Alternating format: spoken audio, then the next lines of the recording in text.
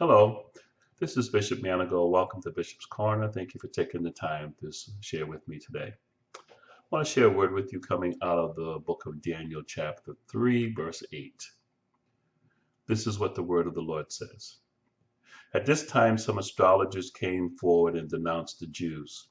They said to King Nebuchadnezzar, O king, live forever.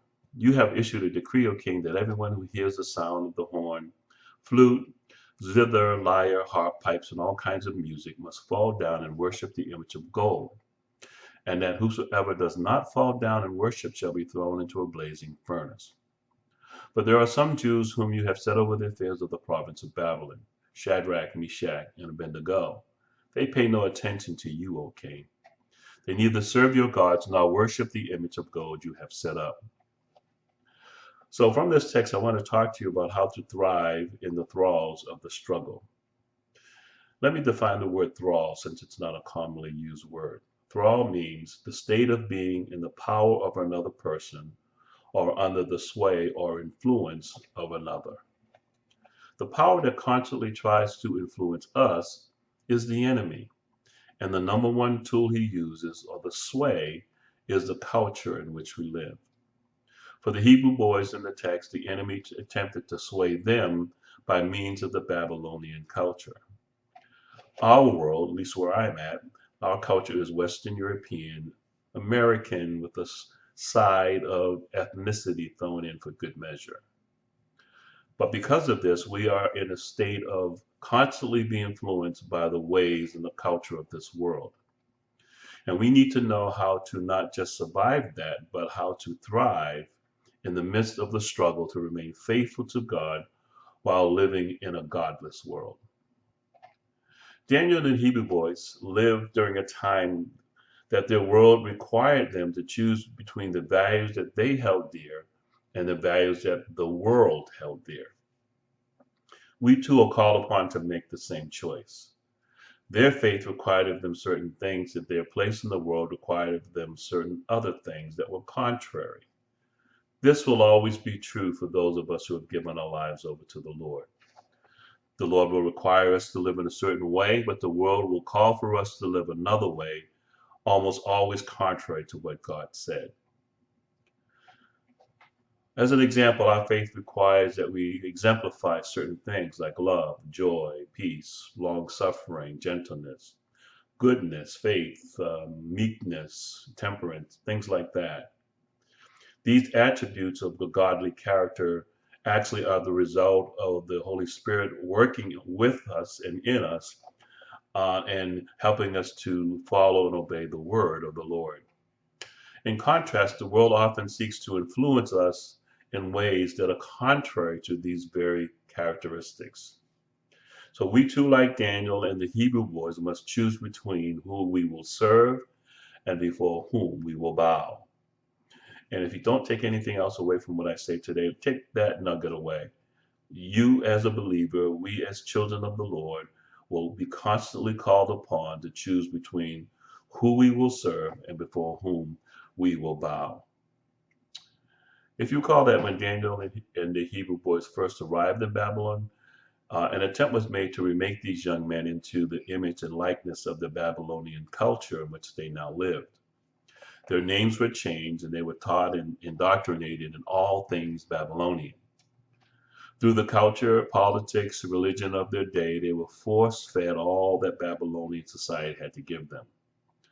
Despite of all of that, they somehow managed by the grace of God to remain unchanged by the onslaught of the culture that was determined to change them no matter what. My prayer is that God would give us the grace to remain unchanged by the culture that's determined to change us no matter what. If you note what happened with them, not only had they resisted the pressure to change, they actually thrived in the thralls of the struggle. For despite the enormous pressure to conform, they remained faithful to their God and to their faith. How did they do that? How did they thrive in the thralls of the struggle? First and foremost, they held on to the truth. If we're going to not just survive, but thrive, which means grow and become stronger in the struggle, We must hold on to the truth of God's word. If you're going to thrive, you have to hold on to the truth of God's word.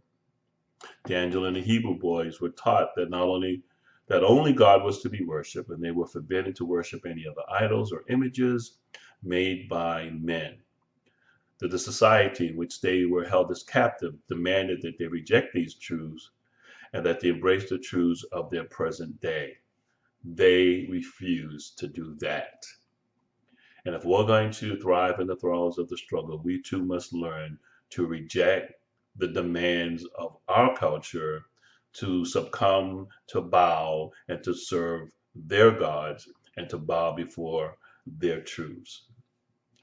We too will be called upon in our day to reject the truths of God's word and to embrace the so-called truths of our present day. We should also refuse to do that. God said, as an example, he made human beings male and female. The world says no. God said that husband and wives are to leave their mother and father and cleave to one another. Or in other words, marriage is between a man and a woman. The world says no. God says that there is only one way to the Father, and that is through Jesus Christ. The world says no. God said, do unto others as you would have them do unto you. The world says no. In fact, do unto others before they do unto you.